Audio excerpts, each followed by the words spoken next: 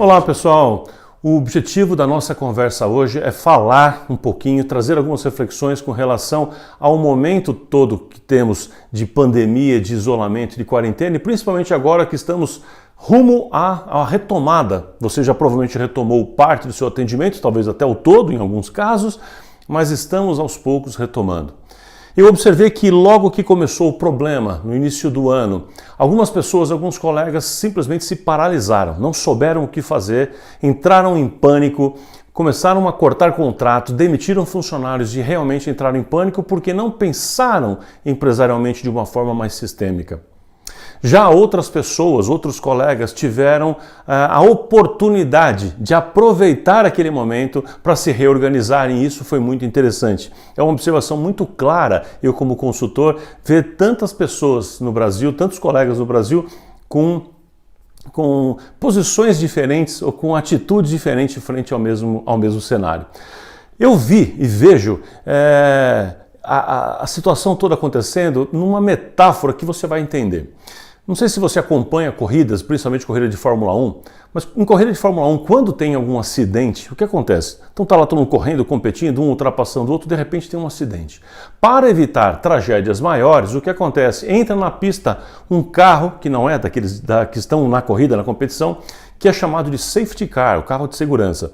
O safety car anda na pista numa velocidade bem menor do que todo mundo estava, e todos os carros têm que andar atrás dele, formam uma fila e ficam andando 5, 6, 10, 12 voltas, às vezes até mais, atrás do safety car, ficam andando. E durante todo o tempo em que isso está acontecendo, estão arrumando a pista, estão tirando a sujeira, estão tirando os pedaços do carro, estão resgatando alguém, enfim, isso está acontecendo durante este tempo. Durante estas voltas, onde tem a presença do safety car, as regras mudam, as regras do jogo mudam. Ninguém pode ultrapassar ninguém. Ou seja, eu não estou mais em competição, só estamos aqui um atrás do outro. Então, se eu tinha, sei lá, 2 voltas de vantagem sobre outra pessoa, tinha 1 minuto de vantagem sobre o próximo colocado, aquela pessoa agora está grudada em mim de novo. Ou seja, o desnível entre eles mudou. Você entende o que eu quero dizer? Enfim, o que acontece com os carros então durante aquele momento? A estratégia de cada um pode ser determinante. Se você já viu corrida, você sabe o que eu vou falar agora. Tem carros, tem pilotos, tem equipes que naquele momento que está o safety car, recolhe o piloto e fala assim, olha, aproveita essa oportunidade e vamos colocar combustível, vamos trocar os pneus do lado direito para um tipo, do esquerdo para outro, vamos trocar aerofólio, vamos fazer algum ajuste no carro. Então ele chama aquele piloto com o seu carro ali na próxima volta para os boxes, faz arrumações e ele volta. É impressionante o que acontece quando o safety car sai. Quando o safety car sai, às vezes, eu já vi isso acontecer, um carro que estava em 8º lugar, quando sai o safety car, ele dá a volta e vai parar em primeiro lugar em seguida. Carros que estavam em primeiro e segundo, quando for entrar o safety car, ficam em último lugar. Isso já aconteceu várias vezes. E eu vi e vejo isso acontecendo exatamente no nosso cenário agora. O safety car é o coronavírus, é o Covid, que fez com que todo mundo tivesse que agir da mesma forma. Todos os consultórios foram fechados. Não foi um problema só seu, nem da sua cidade, nem do seu bairro, nem da sua profissão. Todos, da sua especialidade, todos foram fechados durante algum tempo. E aí, conforme está acontecendo agora a liberação de região para poder voltar, é que a gente tem que pensar o que fazer com relação a isso. Então, essa primeira reflexão é importante para dizer o seguinte, que a volta agora tem muito a ver, vai depender muito do que talvez você já fez e está fazendo durante esse período de safety car, porque ele ainda está na pista, não está 100% fora, né? No nosso caso, ele está saindo aos poucos. Então, o que você fez e está fazendo neste período pode ser determinante. E tudo isso tem a ver fundamentalmente com uma coisa que chama público-alvo. Mas, Plínio, o que tem a ver público-alvo com esse assunto? Muito. Por quê?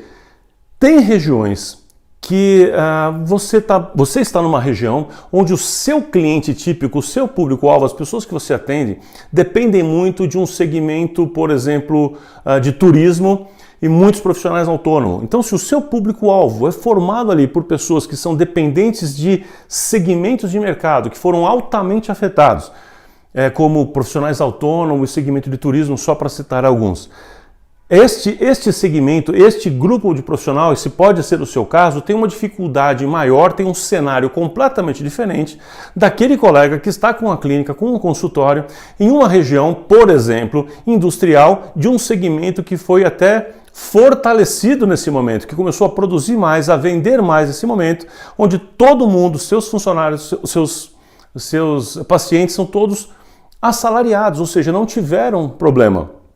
Alguns lugares, um terceiro tipo de lugar, são pessoas que estão numa região, por exemplo, industrial, que seus pacientes são todos de uma região ali, são assalariados, só que talvez aquela atividade profissional tenha ficado fechado parcialmente. O que significa que tiveram menos gastos, mas ganhando salário. Portanto, tem demanda reprimida com dinheiro para poder fazer coisas.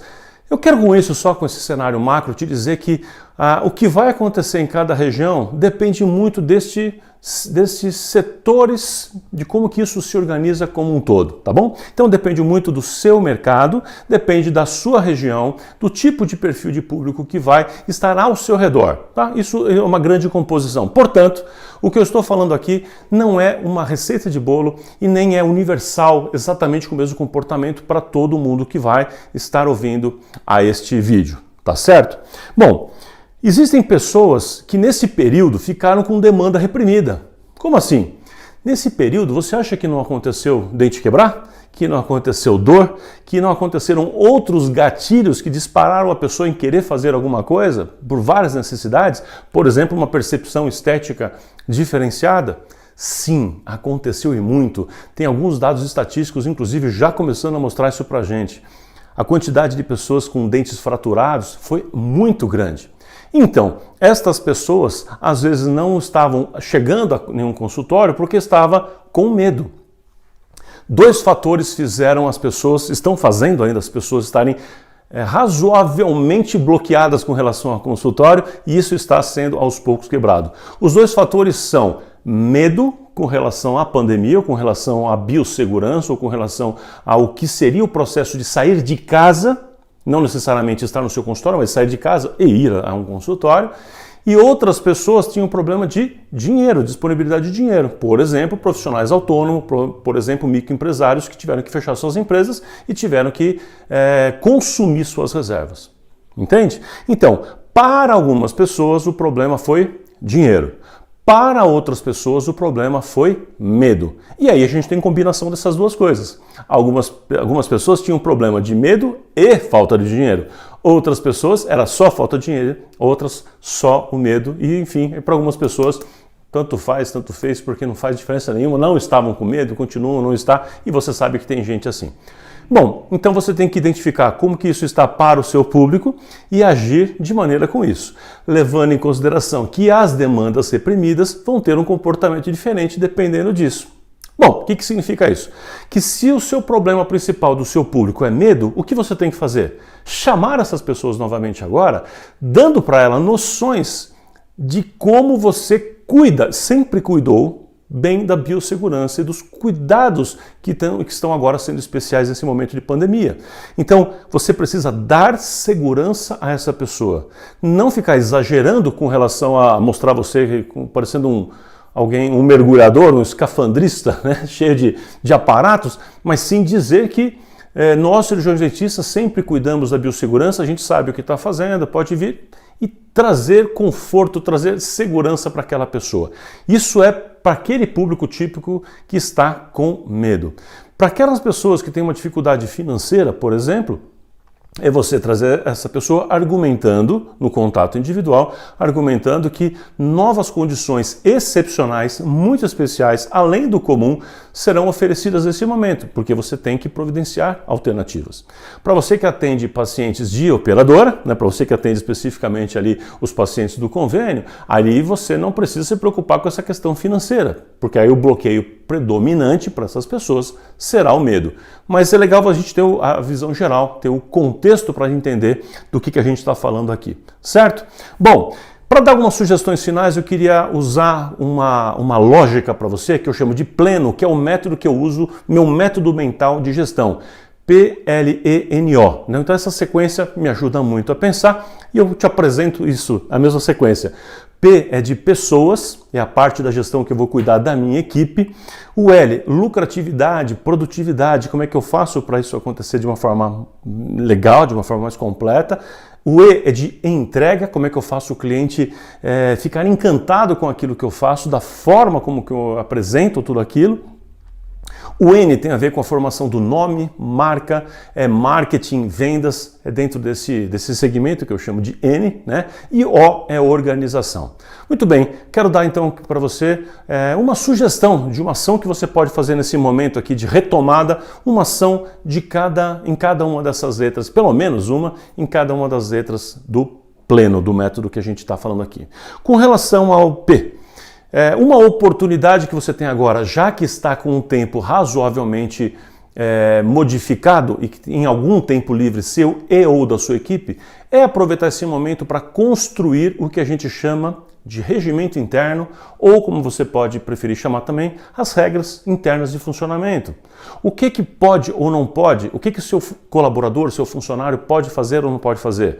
Ele pode vestir qualquer tipo de roupa, ele pode se comportar de qualquer forma, ele pode trazer produtos para vender dentro da sua clínica.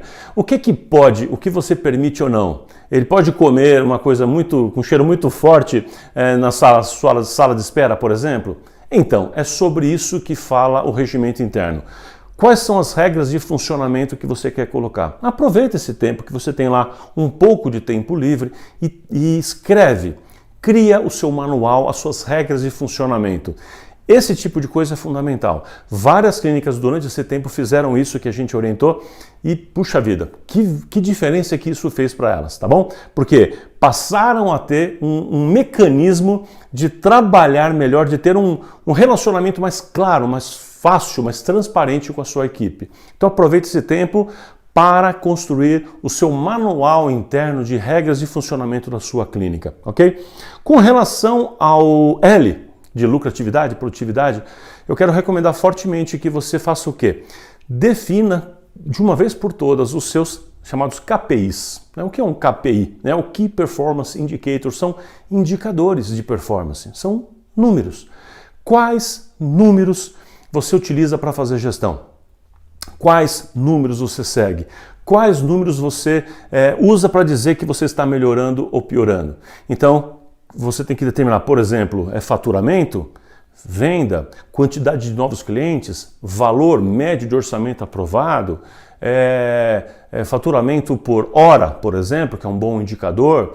São vários que você pode utilizar. Então eu quero te convidar a você pensar nesse assunto, olhar no seu software, no seu sistema, ver quais são os melhores relatórios, fuça o seu software, olha quais são os melhores relatórios, melhores informações que você tem e com base nisso você avalia a sua clínica como uma rotina usando esses números. Isso faz uma enorme diferença também, tá bom? Com relação ao E, ou R em algumas cidades, prefere chamar essa letra assim, eu vou recomendar que você faça mais de uma ação.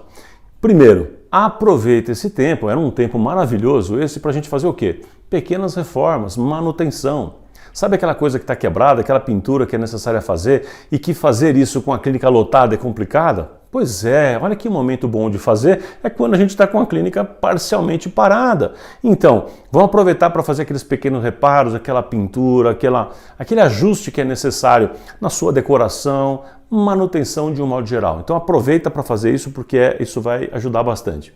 E quero te propor uma coisa top que eu chamo de rotinas UAU. O que é uma rotina UAU? Rotina UAU, você vai reunir sua equipe e vão pensar juntos ali por algumas horas às vezes. Vão fazer exercícios mentais de falar o seguinte: como que é a experiência que o cliente nosso paciente tem aqui na clínica? O que podemos fazer em cada detalhe para o cliente no todo falar assim, uau! Às vezes é o detalhe do cafezinho, é a forma como eu atendo, é chamar pelo nome, é o carinho, é o sorriso, é o brindezinho que eu dou, uma escovinha, não sei o que é, mas no seu caso, o conjunto, quando impacta no paciente, faz ele, uau, ele tem essa sensação. E é exatamente essa sensação que faz com que ele fique cada vez mais convicto de estar no lugar certo e traga outros pacientes, e traga outros amigos, outros familiares. Isso chama fidelização, ele permanecer com você e trazer outros. Então, aproveita para fazer dinâmicas contínuas, todo dia ali, fica reservando um tempo para construir, vai escrevendo tudo isso, as suas rotinas uau, tá certo? Isso aqui é uma dica importante também. Com relação ao N, vou falar para você, você precisa ter, nesse momento mais do que nunca, presença digital. O que é presença digital? A pessoa tem que conseguir encontrar você, falar com você através dos meios digitais, porque fisicamente é um pouco mais difícil. Então o que você precisa neste momento, né? O que é presença digital? É você ter um site, é você estar nas redes sociais, mas não é só estar lá, é você manter relacionamento, manter conexão. Se tem uma coisa que funciona para que o cliente venha, permaneça com você, seja fiel, se lembre de você e etc., é o relacionamento contínuo. É fundamental que esse relacionamento não seja quebrado nunca. Infelizmente é muito comum ver o profissional da saúde, o dentista, terminar o tratamento agora e falar para o paciente, ó, não esquece, hein, vem de 6 em 6 meses, ou qualquer coisa assim, quando fala. Só que essa informação entra por um ouvido e sai pelo outro, o paciente não guarda isso. É importante você manter o contato com ele, mandar um e-mail, um WhatsApp a cada mês, a cada 2 meses, manter ele informado de notícias do que está acontecendo com a clínica, fala para ele das reformas, faz um jornalzinho da clínica digital a cada 2, 3 meses e conta para ele as reformas que você está fazendo, os cursos que você está fazendo, sejam online ou presenciais, as mudanças, novos equipamentos, o que você tem feito para a melhoria do serviço para ele, novos serviços inclusive. Tudo isso faz muita diferença. Tudo isso é presença digital, tá certo? Para que ele lembre de você e quando lembrar te encontre facilmente. Então, indispensável você ter uma grande presença digital. Essa é a minha dica para você aprofundar isso na letra N aqui desse processo. E na letra O, a última dessa sequência aqui, eu quero falar para você 2 coisinhas. Uma, aproveita para se organizar em tudo aquilo que está desorganizado. Cara, tenho certeza que você sabe do que eu estou falando, que tem um monte de coisa por organizar, papéis para organizar, arquivos para organizar que você foi deixando em qualquer lugar, que foi ficando bagunçado, que a sua secretária ia arrumar aquele arquivo e não arrumou. Agora é hora de arrumar. E entre esses, sabe qual é o principal? Cadastro. Cadastro. Sabe cadastro de paciente, principalmente alguns mais antigos, que às vezes você só tem um e-mail e mais nada? Então agora é hora de entrar em contato com essas pessoas, mandar um e-mail e pedir o telefone, pede o WhatsApp. Para aquele que você só tem o WhatsApp, entra em contato, pede talvez um e-mail, pega outras informações, talvez data de aniversário. É fundamental a gente manter o cadastro atualizado. E muitas vezes a gente não tem. E lembra, cadastro, a informação fundamental dos seus pacientes vale muito, porque é o gerador fundamental de relacionamento, que é a argamassa do marketing e a argamassa do resultado, a argamassa de uma clínica de sucesso. Entende o que eu quero dizer? Então aproveite esse tempo para atualizar seu cadastro e arrumar e organizar várias outras coisas na sua clínica que ficaram ali pelo tempo, desorganizado, umas coisas num canto, outra no outro. Aproveita para fazer tudo isso, tá? Para colocar as informações dentro do software, por exemplo. Bom, pessoal, é isso. Essas são algumas dicas importantes que eu queria te passar aqui. Tem muito mais que a gente pode falar sobre isso se você começar a ir aprofundando em cada um desses elementos, mas eu tenho certeza que se você fizer com carinho, com vontade, pelo menos uma ação aí em cada uma dessas letrinhas aí que você vai lembrar aí do pleno, você vai sair, em primeiro lugar quando o safety car sair definitivamente. Então, mãos à obra, começa a partir de agora, porque eu tenho certeza que vai valer muito a pena. Sucesso para você!